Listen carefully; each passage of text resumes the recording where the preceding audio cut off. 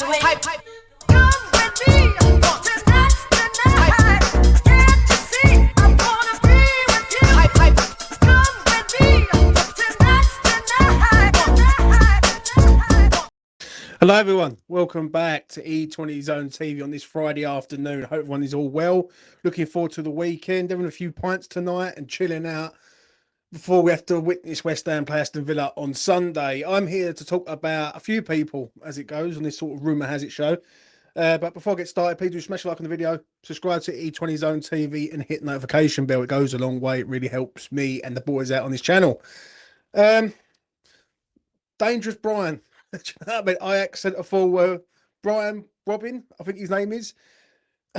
He's been linked with West Ham today. 25 mil bid. Supposedly West Ham on a straight loan. It's a bit up in the air really of where we are with this geezer. Do you know what I'm saying? I put something out on X earlier on, and an Ajax fan got back to me and said, "Jay, he's fucking shit." And I said, "Well, you tell me about him, and I will listen." They're actually happy that he could be out the door. He's scored one goal this season, and he had a really good goal scoring record last season in a poor Ajax side. They sorted themselves out this season, and he's not really performing. So I don't know where to land on this one with him. I really don't. He's young. He's going to be 23 on the 1st of February. I don't think it's a bad signing, so to speak. But when Ajax fans are happy that he's going to be leaving, that's a bit of a worry. Let's be real. Like, we should be going after people that are gutted to see their players leave and not sort of happy to see their players leave. Obviously, the Andre Silva links last night have died down. This one's come up.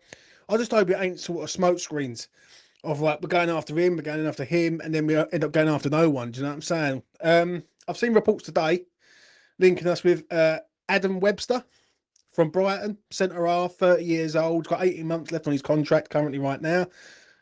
Ain't a bad sign. Like someone said it on X earlier on, it reminds us of sort of Craig Dawson vibes. Not against that, really am not. I think that's a good signing. Mavropanos can't defend. He's a decent-ish defender. He's played for Brighton for a good few years. And, you know, if he comes in, then great. Do you know what I'm saying? Because we need all the defence and all the help we can get. But going back to the striker front, we still haven't really sort of sorted that issue out. And it's getting beyond the joke now. Obviously, there is rumours that Bowen could be back for Sunday.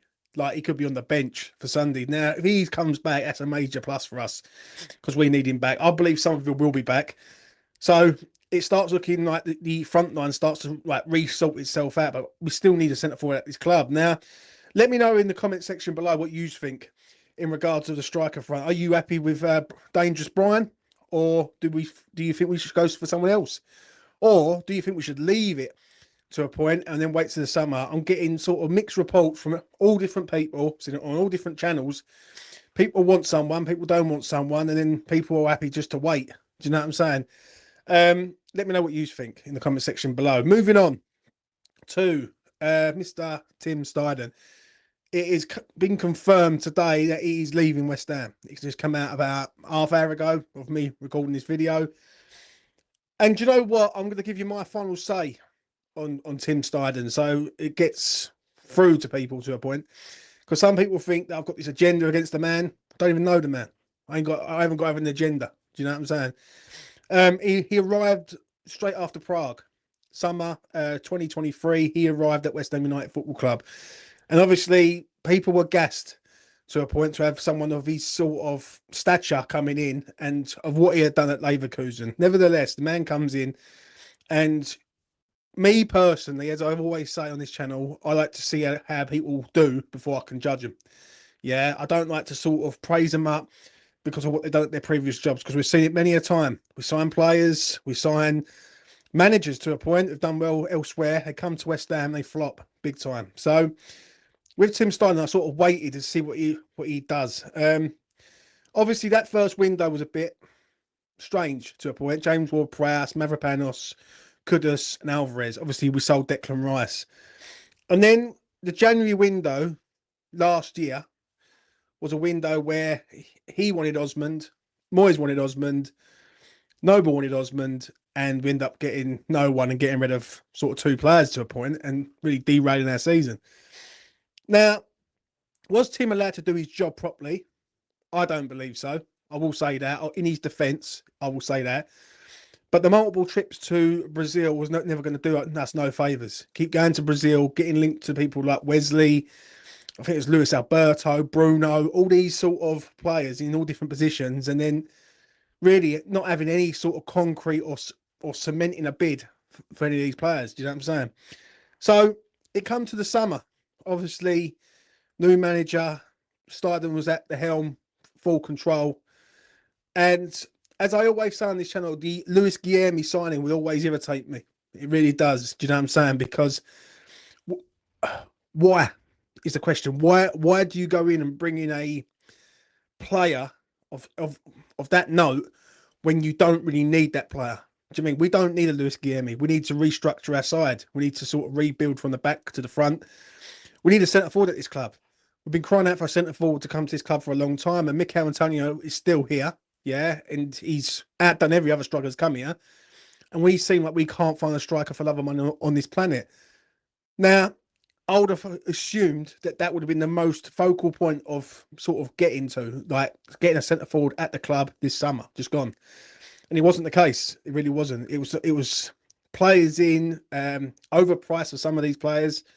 And in the end, it ends up being, from people saying it's one of the best windows we've ever had, to probably one of the pretty bang average, if I'm being honest. Do you know what I'm saying? Now, obviously, the demise of Julian Lopetegui hasn't done Steidten any favours, and basically now Steidten looks like he's out the door. Now, my final say on this, as I always say, is thanks for coming to West Ham. Thanks for giving it a go. Yeah, listen, I've got nothing against the geezer, but I don't think he painted himself out to be as good as what people painting him out to be. I believe he was gassed up, as I always say, by others in spite of the current manager at the time, which was David Moyes. Now, listen, people didn't want David Moyes here, and they sort of used Steidten as the sort of person that they had pinned all their hopes and dreams on. It was never going to be the case. And when you gas up a man, as I always say, to that level, you're always going to have a come down, and the come down is going to be sharp. And if he doesn't deliver, people are going to ask, well, hold on a minute, why are you not delivering? Because you've been gassed for so long. So, you know, good luck to him. Wherever he goes, whatever he does, I've got no ill feeling towards the geezer. Like, I wish him all the best, but I just feel like at West Ham, there was key transfers that we should have got sorted out. We need a striker at our club urgently. Yeah, we need a striker of younger than the age of 30. And for some crazy reason, this club finds it incredibly hard to find a centre forward of age. Do you know what I'm saying? So, you know, what will happen in the future? Who knows? Carl McCauley's coming in. I'm going to treat Carl like I treated Tim Steidten. I'm going to let him do his job and see how he gets on. And if he does do well in his job, he'll get praise. It's as simple as that. And, you know, we will never know really deep down what happened behind that sort of behind the scenes with Sullivan, Steidten and everyone.